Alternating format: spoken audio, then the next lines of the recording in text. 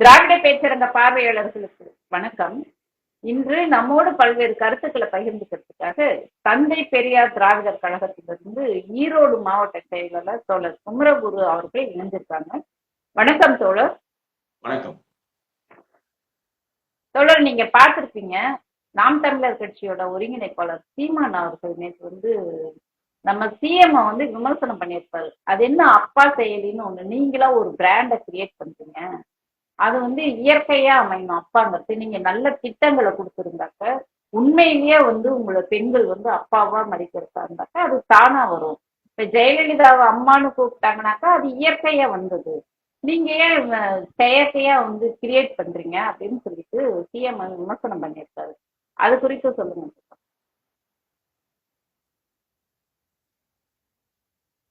இப்ப அப்பா அப்படின்னு சொல்றது அப்பாவுடைய கடமை என்ன? அப்பாவுடைய கடமைங்கிறது குழந்தைகளுக்கு நல்ல கல்வியை கொடுக்கு, அவங்கள நல்ல வசதியா வாய்ப்பா வாழ வைக்கிறது தான் அப்பாவுடைய கடமை. அதை இந்த அரசு செஞ்சுக்கிட்டு இருக்குது. இந்த திராவிட மாடல் அரசு செஞ்சுட்டு இருக்குது. திராவிட மாடலுடைய அரசினுடைய கதாநாயகனாக இருக்கக்கூடியவர் ஸ்டாலின். நீ குழந்தைகளே சொல்றதை இவர் சொன்னதுக்கு அப்புறம் தாங்க சொல்லவே ஆரம்பிச்சிருக்காங்க. நாங்க அப்பான்னு கூப்பிடுவோம்னு சொல்லிட்டு அவர் பாட்டுக்கு வந்துட்டு இருக்காரு. அப்பா அப்படிங்கிறாங்க குழந்தைங்க. அது தானே இவர் சொன்னதுக்கு அப்புறம் தானே எல்லாருக்கும் பரவிடுச்சு. பேசாம இருந்திருந்தாருன்னா கூட இவர் அந்த செயலி உருவாக்குறது, செயலியில போய் பாக்குறது பண்றதோட நிறுத்திருப்பாங்க. இவர் அப்பான்னு இந்த மாதிரி சொல்லலாமா அப்படின்னு சொல்லி கேட்கிறாரு. இவருக்கு முதல்ல எத்தனை அப்பாவை சொன்னாரு? எதுக்காக சொன்னாரு?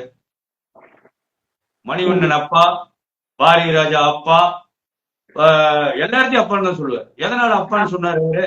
எதனால அப்பான்னு சொன்னாருங்கிறதுக்கான காரணம் சொல்ல முடியுமா அவர்னால? ஆனா எனக்கு காரணம் தெரியும். எதனால சொன்னாருன்னா, ஒவ்வொருத்தருட்டையும் ஒவ்வொரு கலையை கத்துக்கிட்டார். அதனால அப்பான்னு சொல்றாரு இல்லையா? அதே மாதிரி இந்த நாட்டுல கல்வியை கொடுக்கிறாரு பெண்களுக்கு, அதே மாதிரி மாணவர்களுக்கு கல்வியை கொடுக்கிறாரு. அப்படி இருக்கிற போது அப்பான்னு சொல்றதுல என்ன தவறு? கல்வி கொடுக்கிறாரு, உணவு கொடுக்கிறாரு, அவங்களுக்கு வேணுன்ற இலவசமா மிதிவண்டி கொடுக்குறாரு, எல்லா வசதியுமே செஞ்சு கொடுக்குறாங்க. ஆமா, எல்லாமே எல்லா வசதியும் அவங்க படிக்கிறதுக்கான அனைத்து தேவைகளும். அதாவது உங்களுக்கு சான்றோன் என கேட்ட தாய் அப்படின்னு சொல்லுவாங்கல்ல, அந்த மாதிரி மகனை சான்றோன் ஆக்குவதற்காக என்னென்ன வேலை செய்யணுமோ அத்தனை தந்தை. அதுதானே உங்களுக்கு மகன் தந்தை காற்றும் உதவி, தந்தை மகனுக்கு காற்றும் உதவின்னு சொல்லிட்டு திருவள்ளுவர் சொன்ன மாதிரி, தந்தை மகனுக்கு காற்றும் உதவி என்னன்னு கேட்டீங்கன்னாக்கா அவரை மாபெரும் சபைதனில அவரை நிக்க வைக்கணும். அதுதானே. அதை நிக்க வைக்கிறது யாரு? அதுக்கான தகுதியை கொடுக்கக்கூடியது யாரு? இந்த கல்வி திட்டம். அந்த கல்வி திட்டத்தை சரியா கொண்டுட்டு போறது யாரு? திராவிட மாடல் ஆட்சி. திராவிட மாடல் ஆட்சியினுடைய நாயகன் யாரு? மு.க. ஸ்டாலின், முத்துவேல் கருணாநிதி ஸ்டாலின் தான். அதனால அவர் அப்பான்னு சொல்றதுல என்ன தவறு? பெரியாரை எல்லாருமே தந்தை பெரியார்னு சொன்னாங்கன்னாக்கா அதுக்கு காரணம் பெரியார் சுட்டி காட்டக்கூடிய இடத்துல இருந்தார். பெரியார் சொல்லுவது பூரா நம்மளை தட்டி தட்டி அடித்து அடித்து நம்மளை உரமேற்றி நம்மை சுயமரியாதை உள்ளவனாக, தன்மானம் உள்ளவனாக மாற்றி சென்றவர். ஆகவே அவரை தந்தை பெரியாருங்கிறோம். பெண்கள் தான் கொடுத்தாங்க தந்தை பெரியார்னு. அதே மாதிரி இன்னைக்கு அப்பான்னு கூப்பிடுறாங்க அப்படின்னாக்கா நீ வயிறு என்ன பண்றது? உன் பையன் உன்னை பாவான்னு கூப்பிடுறான், நான் என்னதான் பண்ணிட்டோம்? உன் பையனுக்கு சொல்லி கொடு தமிழ், கொஞ்சம் அப்பான்னு கூப்பிடுறா கண்ணு அப்படின்னு சொல்லி கொடுத்தீங்கன்னா பரவாயில்ல. உன் பையன் பாவான்னு கூப்பிடுறான், நாங்க என்ன பண்ண முடியும்? அதுக்கு நீ வருத்தப்படணுமே ஒழிய நாங்க வருத்தப்பட முடியாது இல்லையா? சரி சரி. இப்போ இவருக்கு ஒரு கேஸ் ஒண்ணு தீர்ப்பு வந்திருக்கு, நீங்க பாத்துருக்கீங்க. ஹைகோர்ட்ல நீதிபதி இளஞ்சீரை நினைக்கிறேன். இந்த விஜயலட்சுமியே கேஸ வாபஸ் வாங்கினாலும் இதை நாங்க நடத்துவோம். ஏன்னா அவர் மேல பாலியல் குற்றச்சாட்டு உறுதியாயில்லை அப்படின்னு சொல்லிட்டு கோர்ட்டு தீர்ப்பு. ஆனா இவர் இவ்வளவு நாளா திமுக தூண்டி விட்டு பண்ணிட்டு இருக்கு, மற்ற இன்னும் திராவிட கழகத்துக்காரங்க இன்னும் யூடியூபர்ஸ் மேல எல்லாம் பழி போட்டு அப்படின்னு சொல்லிட்டு, இது குறித்து நீங்க என்ன? நம்ம இதுல பாத்தீங்கன்னாக்கா சீமானே சொன்னாரு. உங்களுக்கு சீமானே அந்த வலசரவாக்கம் காவல் நிலையத்துக்கு போற போது தன்னுடைய மனைவி கயல்வெளியை கூட கூட்டிட்டு போவாரு. சுத்தியும் அப்படியே எல்லாம் விடுதலை புலிகளுடைய எம்பளம் பொறிச்ச நாம் தமிழர் கொடியோட இவர் என்னமோ போருக்கு போற மாதிரி, போராட்டத்துக்கு போற மாதிரி அத்தனை பேர் சூழ்ந்து இருக்க, வழக்கறிஞர்கள் எல்லாம் சூழ்ந்து இருக்க, இவர் மனைவியும் என்னுடைய மனைவியும் வழக்கறிஞர் அப்படின்னு சொல்லிட்டு போறபோது நிருபர்கள் கேட்பாங்க, ஏன்னா இந்த மாதிரி பாலியல் குற்றச்சாட்டு விஜயலட்சுமி சொல்லியிருக்காங்களே, இதை பத்தி உங்க குடும்பத்துல எந்த பிரச்சனையும் இல்லையா அப்படின்னு கேட்கிற போது அவர் ஒரு சிரிப்பா இருப்பாருங்க. அவர் அப்படி கேவலமா சிரிச்சுட்டு சொல்லுவாரு, என் முன்னாடியே சொன்னா உனக்கு இத்தனை பேர் இருக்கிற போது இவன் மட்டும் தான் கிடைச்சாளா அப்படின்னு சொல்லி. அப்போ அவங்களுக்கே தெரிஞ்சு அது அவங்க உறுதிப்படுத்தின மாதிரி தானே, அவங்களே உறுதிப்படுத்த. விஜயலட்சுமிக்கும் இவங்களுக்கும் தொடர்பு இருக்குது, சீமானுக்கும் தொடர்பு இருக்குதுங்கிறது அவங்களுக்கே தெரிஞ்சிருக்குது. பப்ளிக்ல போட்டு உடைச்சிட்டாங்க. அவங்க உடைச்சதா சொல்லி இவரே உடைச்சிடுற. ஆகவே வந்து இது ஒண்ணு. ரெண்டாவது, உங்களுக்கு பாலியல் குற்றச்சாட்டு இப்ப இவங்களே விஜயலட்சுமி இன்னும் கொஞ்சம் ஸ்டெடியா இருந்திருந்தாங்கனாக்கா, பாத்தீங்கன்னாக்கா யூடியூபர் மனோஜ், தந்தை பெரியார் திராவிடர் கழக மனோஜ் எல்லாம் அவங்களுக்கு எவ்வளவோ உதவி பண்ணி அவங்களை கொண்டு சரியா நிறுத்தணும்னு நினைச்சாங்க. கடைசியில என்ன ஆச்சுன்னு கேட்டீங்கன்னாக்கா, அவங்களையும் நம்பல. இந்த வீரலட்சுமின்னு ஒருத்தர் இருந்தாங்க, வீரலட்சுமியும் நம்பல. எல்லாருமே சீமான் முகத்திரையை கிழிக்கிறதுக்காக வேண்டி இந்த அம்மாவை பயன்படுத்திக்கலாம்னு நினைச்சாங்க. இந்த அம்மா என்ன பண்ணிடுச்சுன்னு கேட்டீங்கன்னாக்கா, சாட்டை முருகன் இடையில அவர்கிட்ட பேசி, இந்த அம்மாட்ட பேசி, உனக்கு என்ன வேணுமோ காம்பன்சேஷன் நான் பண்ணிடுறோம், உனக்கு இப்ப உங்க அக்கா உடம்பு சரியில்லாம இருக்காங்க, அதனால என்ன வேணுமோ ட்ரீட்மெண்ட்டுக்கான செலவெல்லாம் நாங்க கொடுத்துட்றோம் பண்ணிடுறோம்னு சொன்ன உடனே இந்த அம்மா என்ன பண்ணிடுச்சுன்னு கேட்டீங்கன்னாக்கா, இவங்களெல்லாம் எதிரியா பேச ஆரம்பிச்சோன்னா இவங்க சரி நமக்கு எதுக்குடா கொள்ளாப்பு அப்படின்னு சொல்லிட்டு இவங்க ஒதுங்க ஆரம்பிச்சிட்டாங்க. ஆனா வழக்கு பிடிச்சிட்டாங்க முதல்லயே. இதனால வழக்கை வாபஸ் வாங்கலாம்னு சொல்லிட்டு வாபஸ் வாங்குற போது இதை நீதிமன்றம் ஏத்து. இந்த வகையில நீதிமன்றம் மிகச்சரியா நடந்திருக்கு. இதுல இன்னொன்னு என்னன்னு கேட்டீங்கன்னாக்கா, திமுக அரசு சொல்லுச்சு, அண்ணா திமுக அரசு சொல்லுச்சு, திராவிட ஆட்சிகள் திராவிட அரசுகள் எல்லாம் என் மேல பழிய போட்டுச்சு அப்படின்னு எல்லாம் இவர் சொன்னாரு. பாத்தீங்கன்னா அது அத்தனையும் பொய்யா போச்சு.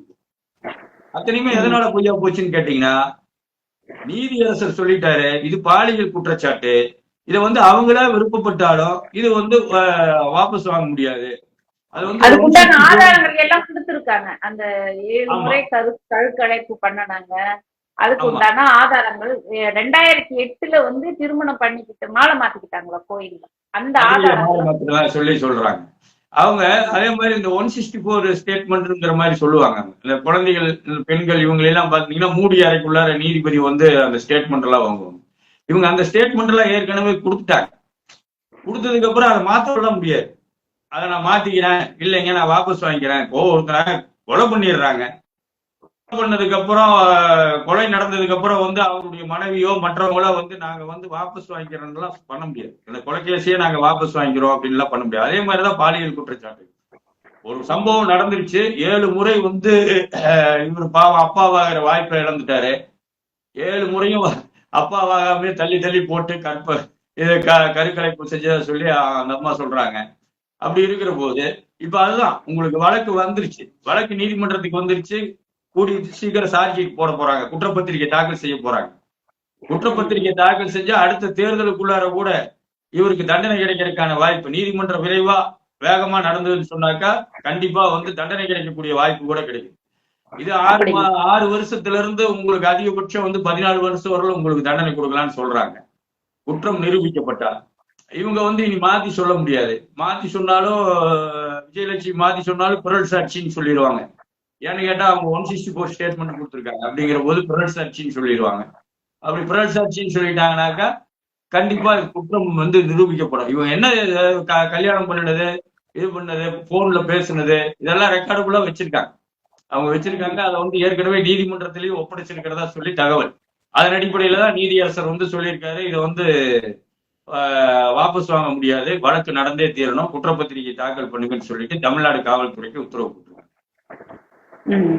இப்ப இந்த கேஸ் வரதுனாலதான் இந்த கேஸ்னால கைதாக கூடாது, நம்ம பெரியார பத்தி பேசுனதுனால கைதாகணும்னு பிளான் பண்ணி அவர் திசை திருத்தினாருன்ற மாதிரி ஒரு.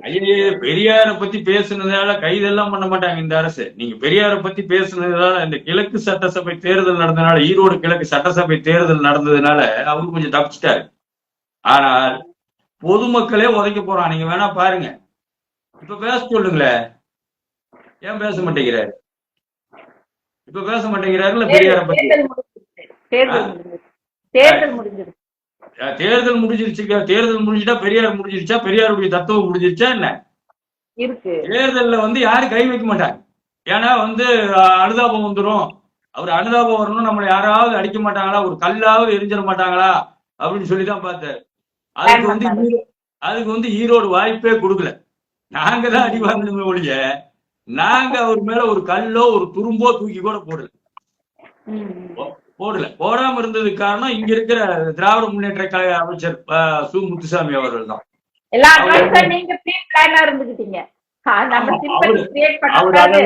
ஏங்க இவரு எப்பேற்பட்ட கொம்பன் நினைக்கிறீங்க? எங்க அமைச்சர் சாதாரண ஆள் கிடையாதுங்க. இவர் எம்ஜிஆர் காலத்துல இருந்து, ஜெயலலிதா காலத்துல இருந்து, திமுக கலைஞர் காலத்துல இருந்து, ஸ்டாலின் காலத்துல இருந்து வந்துகிட்டே இருக்காரு. உங்களுக்கு எல்லா ஆட்சியிலையும் அமைச்சரா இருந்தவரு, எல்லா ஆட்சியினுடைய தகுதித்தங்கள் தெரியும், எது என்ன மாதிரி சிந்தனை பண்ணுவாங்கிறது தெரியும். எல்லாத்தையும் வச்சுக்கிட்டு இவன் இதைத்தான் எதிர்பார்க்கிறான், இவனை செஞ்சோம்னாக்கா இவன் டெபாசிட் வாங்கிடுவான், இல்லைனாக்கா முதல் நாளே கதற கதற அடிச்சு துரத்திருப்போங்க. அது முடியாம இல்ல. நாங்க ஏன் செய்யலைனாக்கா இவரு எங்களை வந்து கையை கட்டி போட்டார். அவர் என்ன சொன்னாருன்னு கேட்டீங்கன்னாக்கா நல்லா அழகா சொன்னார். ஒரு கொலையாளி மேல எல்லாத்துக்கும் கோபம் இருக்கும். அதே கொலையாளியை வந்து 4 பேர் சேர்ந்து அடிச்சாங்கன்னு சொன்னாக்கா கொலையாளி மேல பரிதாபம் வந்துடும். சீமான் மேல கோபம் இருக்கிறதெல்லாம் உண்மைதான். ஆனா சீமானை வந்து யாராவது தொட்டுட்டீங்கன்னாக்கா பிரச்சனை வேற மாதிரி ஆயிரும். அவர் இங்க வந்து டெபாசிட் வாங்கிடுவாரு. ஜெயிக்கவெல்லாம் முடியாது, ஆனா டெபாசிட் வாங்கிடுவாரு.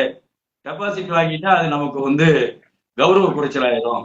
அதனால அதை வந்து விடக்கூடாது. அதனால நீங்க எதுவுமே நீங்க வந்து பேசுங்க, வேண்டான்னு சொல்ல.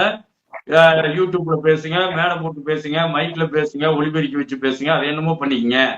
தாக்குதல் அப்படி இப்படிங்களா நீங்க போகக்கூடாது. நீங்க அப்படி போனீங்கன்னாக்கா திராவிட மாடல் ஆட்சிக்கு செய்யக்கூடிய துரோகம்னு சொல்லி எங்களை கட்டி கொடுத்தாரு. அதனால நாங்க வந்து பேசாம அமைதியா இருந்தோம்.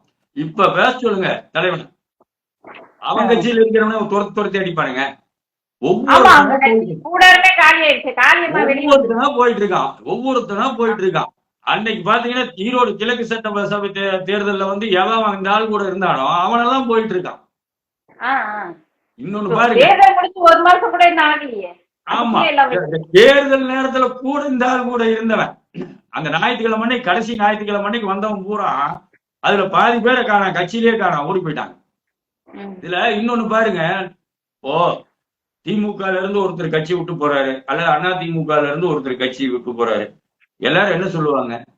எல்லாரும் அரசியல் தெரிஞ்சவங்க, அரசியல் நாகரிகம் உள்ளவங்க என்ன சொல்லுவாங்க? எங்க இருந்தாலும் வாழ்க, அவர் வாழட்டும், நல்லா இருக்கட்டும், வாழ்த்துக்கள். எங்க இன்னும் சொல்ல போய் அங்க போய் பேர் எடுத்துட்டாருன்னா என்ன சொல்லுவாங்க? எங்க கட்சியில இருந்து போனவங்க தான், அதனாலதான் இவர் இவ்வளவு ஸ்ட்ராங்கா இருக்காரு, இவ்வளவு நல்லா இருக்காரு அப்படின்னு சொல்லுவாங்க இல்லையா? ஆனா இவர் நம்ம தலைவர் என்ன அடிக்கிறாருன்னு பாருங்க. கலைஞர் காலம் மாதிரி இது கலையுதிர் காலம் அப்படிங்கிற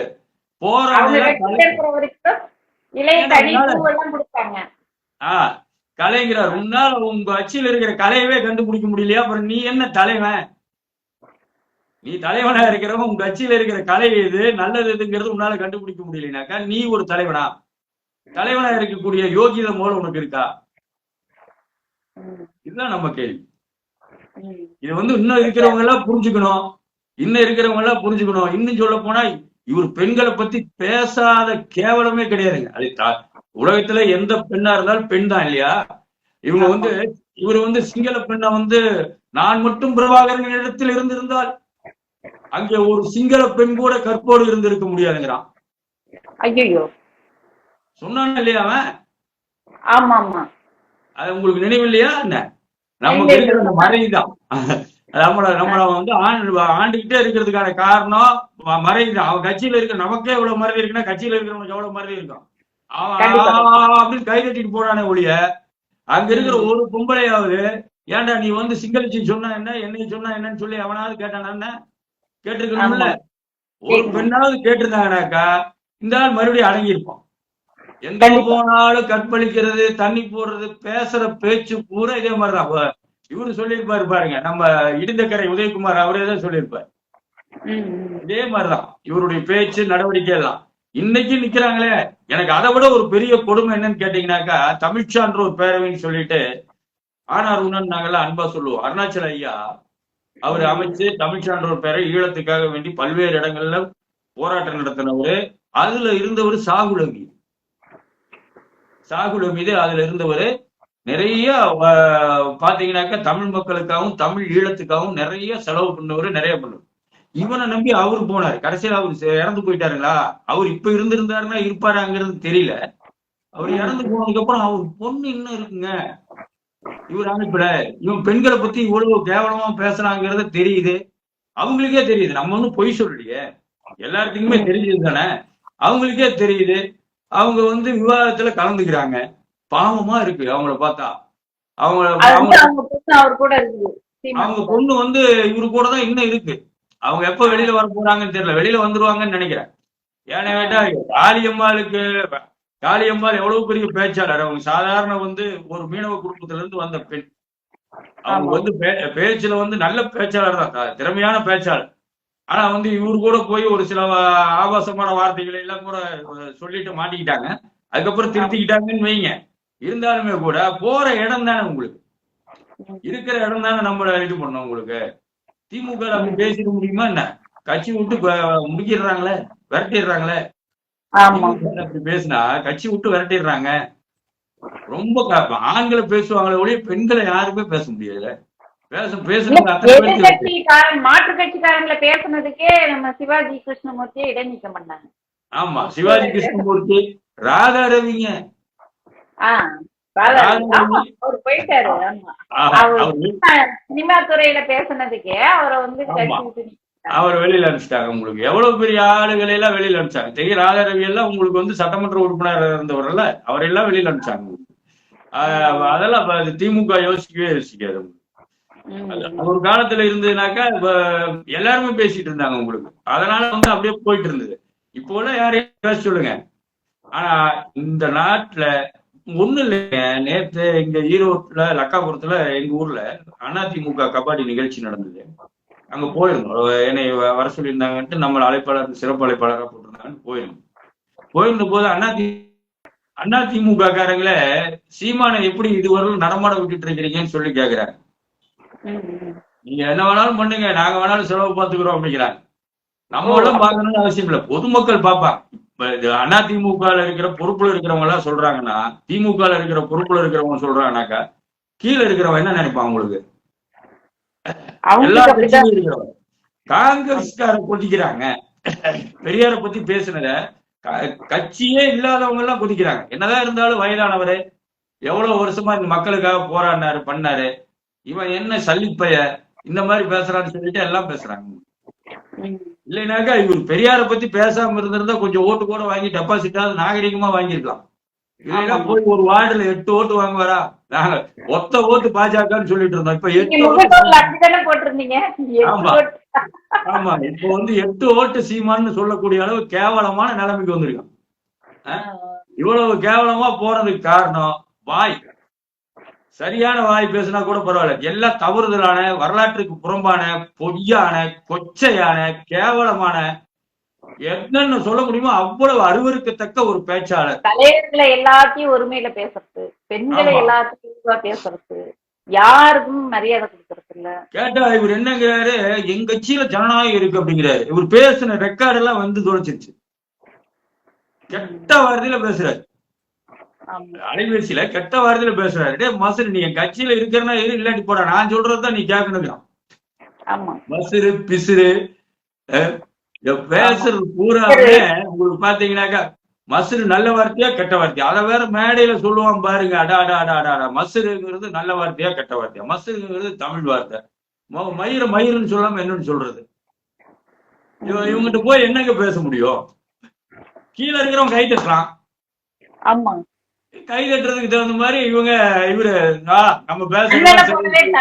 அண்ணனை போலவே தம்பிகள். ஆமா, தம்பிங்க மட்டும் இல்லைங்க, தங்கைகள் அப்படித்தான் இருக்காங்க. அண்ணன் கூட இருக்கிற தங்கைகளும் அதே மாதிரிதான் இருக்கிறாங்க. ஐயா ஐயா ஐயா, இப்போ உள்ள தம்பி எல்லாம் கூட வர்றது இல்லைங்க. அண்ணனை சுத்தி பாத்தீங்கன்னா தங்கைகள் தான் இருக்காங்க.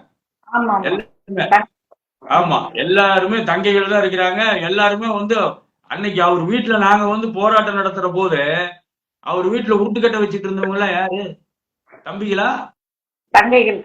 எல்லாம் தங்கைகள் கையில உருட்டுக்கட்டையும், ஒரு கையில கோழி லெக் பீஸையும், ஒரு கையில உருட்டுக்கட்டையும் கொடுத்துட்டாரு. லெக் பீஸையும் அவருக்கு ஏற்ற விட்டுக்கிட்டே மாதிரியே அவருடைய தம்பியையும் தங்கையையும் தயார் பண்றாரு போல. தயார்படுத்துறாரு. அது ராவணன் குடியில வந்து அந்த மாதிரிதான் இருக்கு. ராவணன்ங்கிறது எவ்வளவு பெரிய தமிழ் சொல்லு, எவ்வளவு பெரிய யோக்கியவானவரு. அவரு அவரு பேர்ல குடியில வச்சுக்கிட்டு இவன் உள்ள வச்சிருக்கிறது பூரா ரவுடித்தனம் பண்றவங்கள வச்சுக்கிட்டு சோறாக்கி போட்டுட்டு எல்லா வேலையும் பண்ணிட்டு இருக்காரு. சரிங்க தோழர். மகிழ்ச்சி தோழர். நம்ம கூட சீமானை பத்தி நிறைய கருத்துக்களை பகிர்ந்துக்கிட்டீங்க. நன்றி தோழர். நன்றி, வணக்கம். நன்றி, நன்றி, வணக்கம்.